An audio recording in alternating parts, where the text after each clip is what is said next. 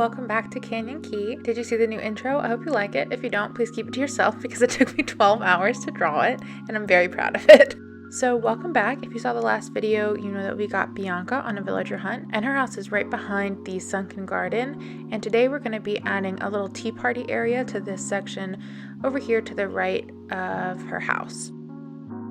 So I put a bunch of stuff down, but then of course realized I wanted custom designs under it. So I picked it all back up and started laying down custom designs.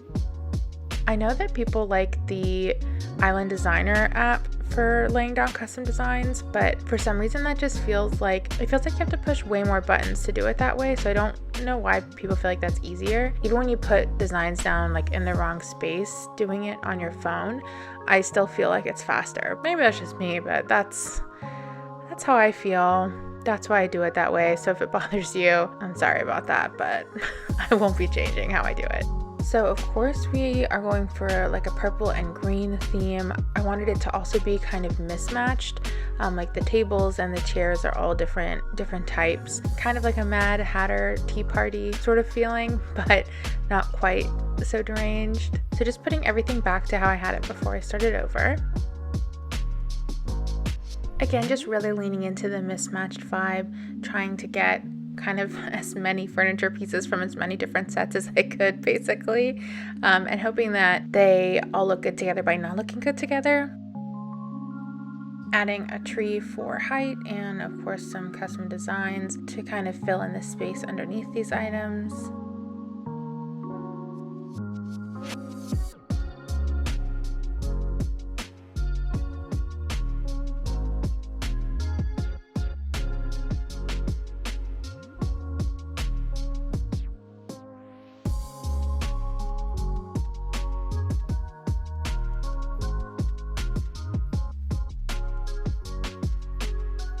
Then I went to the next day because I ordered some stuff from Wardell and customized some other stuff and got into placing all of the like tabletop items.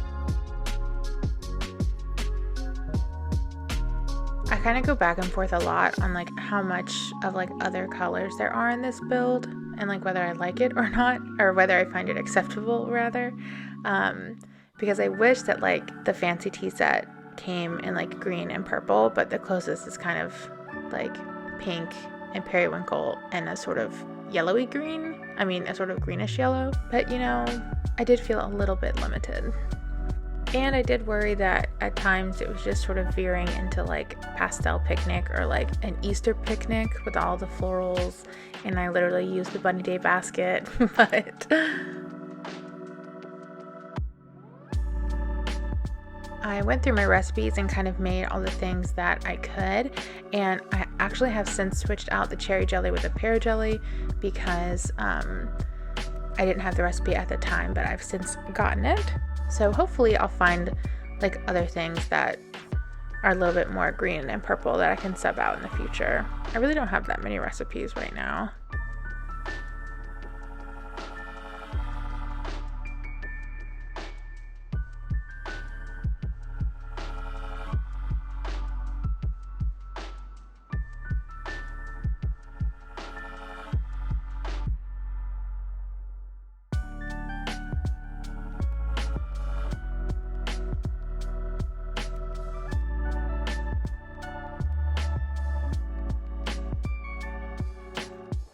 Dang, it's a party down there.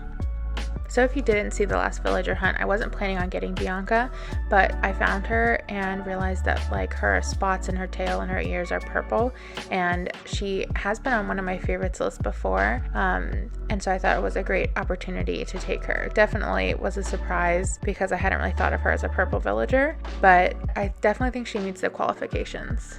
So she filled in one of the 2 mystery spots that I had, which still leaves 1 spot open for a villager that I haven't decided on yet. People keep saying Bob, and the only reason he isn't on the list already is because I've had him before, and I was trying to have villagers that I haven't had before. If we run into him on a hunt, you know, depending on how I'm feeling that day, we may take him, who knows, but we still have 1 spot that is to be determined.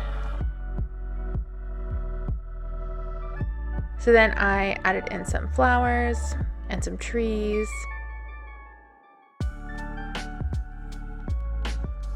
and I was just moving the stools a little bit more because you have to like squeeze by, and if you do the little side step to get by, it means your villagers can't walk through, and I like everything to be kind of walkable for them so that they can sit on like the chairs and stuff.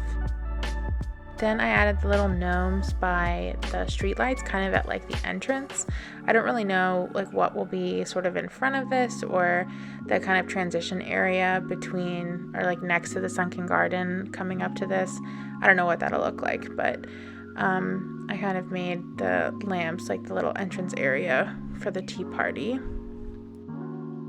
Just adding some more flowers.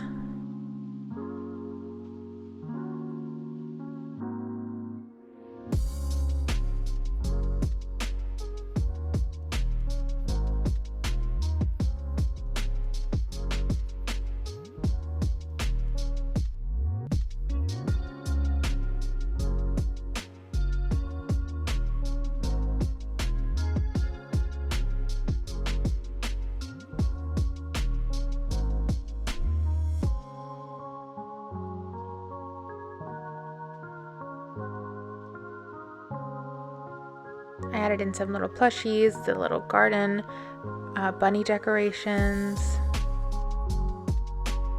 And then I decided in this empty space up front to add another little picnic spot. I had some clear designs to stop flower growth there, but I tried to make this little 4 square blanket work in a couple places, and I really don't like it. So I actually might get rid of that design altogether and try and find a different one. I went for the circle lacy one again, which is definitely like one of my favorites I've found for this island so far. And then basically added in a few little finishing touches, and then it was done. And I customized Bianca's house and came to the next day, and she was doing zoomies like right outside, so I think she's loving it.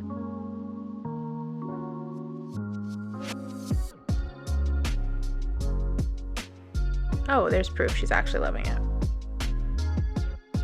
So this is the finished build. I think it looks really cute, nice and full and cluttered, just like I like it. So thank you for watching. Hope you enjoyed. If you did, don't forget to give it a thumbs up. If you'd like to see more from me, you can subscribe. If you want to keep up with me elsewhere on the internet, you can follow me on Instagram, Twitter, and TikTok at Pocket of Fish. And until next time, I'll see you later.